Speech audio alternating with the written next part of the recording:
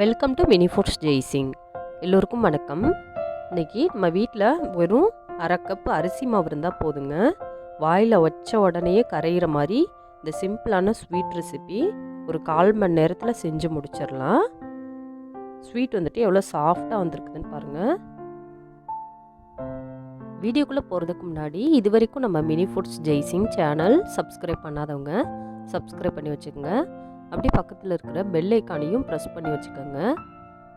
அதுக்கும் மேலே இருக்கிற ஆளுங்கிற பெல் ஐக்கானையும் ப்ரெஸ் பண்ணி வச்சுக்கோங்க. அப்போ தான் நான் போடுற எல்லா வீடியோஸோட நோட்டிஃபிகேஷனும் உங்களுக்கு வந்து சேரும். இப்போ ஒரு பாத்திரம் அடுப்பில் வச்சு அது சூடானதுக்கப்புறமா அதில் 1 ஸ்பூன் அளவுக்கு நெய் சேர்த்துக்கலாம். இப்போ இந்த நெய் கூட அரை கப் அளவுக்கு அரிசி மாவு சேர்த்துக்கலாங்க. இடியாப்ப மாவு கூட இதுக்கு சேர்த்துக்கலாம், இல்லை நார்மல் அரிசி மாவும் சேர்த்துக்கலாம். இப்போ அடுப்பை வந்துட்டு மீடியம் ஃப்ளேமில் வச்சுட்டு இந்த அரிசி மாவை நல்லா வந்துட்டு அந்த கலர் மாறுற அளவுக்கு வறுத்து எடுத்துக்கணுங்க. இப்போ நல்லா மாறிடுச்சு, நல்லா வறுத்தாச்சு. இப்போ நல்லா இதை ஆற விட்டுறலாம். நல்லா ஆறிடுச்சு. ஆறினதுக்கப்புறம் இதில் 1.5 கப் அளவுக்கு நல்லா திக்கான பால் காய்ச்சி ஆற வச்சு சேர்த்துக்கிறேன். இப்போ இன்னும் அடுப்பு ஆன் பண்ணலைங்க, ஆஃபில் தான் இருக்குது. அடுப்பை வந்து ஆஃபில் வச்சுக்கிட்டே இதே போல் கட்டிகள் இல்லாத மாதிரி இந்த மாவை நல்லா கலந்து விட்டுக்கிடுவோம். ஆன் பண்ணதுக்கப்புறம் நம்ம கலந்தோன்னா அது சீக்கிரமாகவே கட்டி பிடிச்சிரும். நமக்கு கலந்து விடுறதுக்கு ரொம்பவே சிரமமாக இருக்கும். அதுக்காண்டி ஆஃப் பண்ணிவிட்டு இதே போல் கலந்து விட்டுட்டு அதுக்கப்புறமா அடுப்பை ஆன் பண்ணிக்கிறணுங்க. ஆன் பண்ணதுக்கப்புறம் இதே போல் கைவிடாமல் கலரிக்கிறணும்.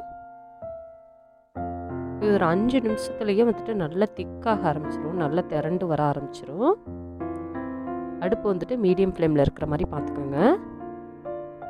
பாருங்கள், கொஞ்சம் கொஞ்சம் திக்காக ஆரம்பிச்சிருச்சு. இப்போ கைவிடாமல் கலந்துக்கிறணும். அப்போ தான் அந்த ஸ்வீட் வந்துட்டு நமக்கு நல்லா சாஃப்டாக கிடைக்கும்.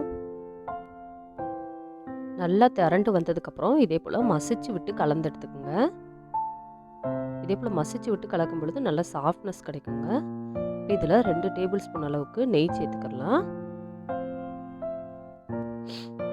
நெய் சேர்த்ததுக்கப்புறமா அடுப்பை வந்துட்டு சிம்மில் வச்சுக்கோங்க. சிம்மில் வச்சுட்டு அந்த நெய்யிலே இந்த மாவு வந்துட்டு மெதுவாக வேகிற மாதிரி இதே போல் கலந்து விட்டுக்கோங்க. மொத்தமாக இதுக்கு 2 டேபிள் ஸ்பூன் நெய் இருந்தால் போதுங்க. இந்த ஸ்வீட்டோட டேஸ்ட்டு ரொம்பவே சூப்பராக இருக்கும். பாருங்கள், நல்லா திரண்டு வர ஆரம்பிச்சிருச்சு. இந்தளவுக்கு நல்லா திக்காக வந்ததுக்கப்புறமா இதில் அரை கப் அளவுக்கு சுகர் சேர்த்துக்கலாம். ஒயிட் சுகர் அல்லது நாட்டு சர்க்கரை எது வேணாலும் சேர்த்துக்கலாங்க. அரை கப் அரிசி மாவுக்கு அரை கப் அளவுக்கு சர்க்கரை சேர்த்துருக்குறோம்.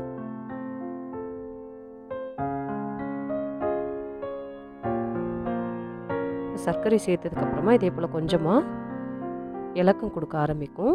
திருப்பியும் வந்துட்டு அடுப்பை வந்துட்டு சிம்லேயே வச்சுட்டு நல்லா கலந்து விடணும். நல்லா திரும்ப திரும்ப கலந்து விடும் பொழுது இதே போல் மாவு நல்லாவே சாஃப்டாகி வந்துடும். நம்ம தொட்டு பார்க்கும் பொழுது ஒட்டாதுங்க. நம்ம ஊற்றின அந்த 2 டேபிள் ஸ்பூன் நெய்யே வந்துட்டு கையில் ஒட்டிக்கிட்டு வரும். பாருங்கள், இதே போல் எடுத்து பார்க்கும் பொழுது அந்த மாவு நல்லா திரண்டு வரும். இப்போ அந்த மாவை பிளேட்டுக்கு மாற்றியாச்சு. மாற்றி நல்லா ஆற வச்சாச்சு. ஒரு கை பொறுக்கிற சூடு பதம் வந்ததுக்கப்புறமா நமக்கு வேணுங்கிற அளவுகளில் எடுத்து நம்ம குலோப் ஜாமுனுக்கு மாவு உருட்டுவோம்ல, லைட்டாக அழுத்தம் கொடுத்து அதே போல் அழுத்தம் கொடுத்து உருட்டிட்டா அந்த வெடிப்புலாம் இல்லாமல் வருங்க.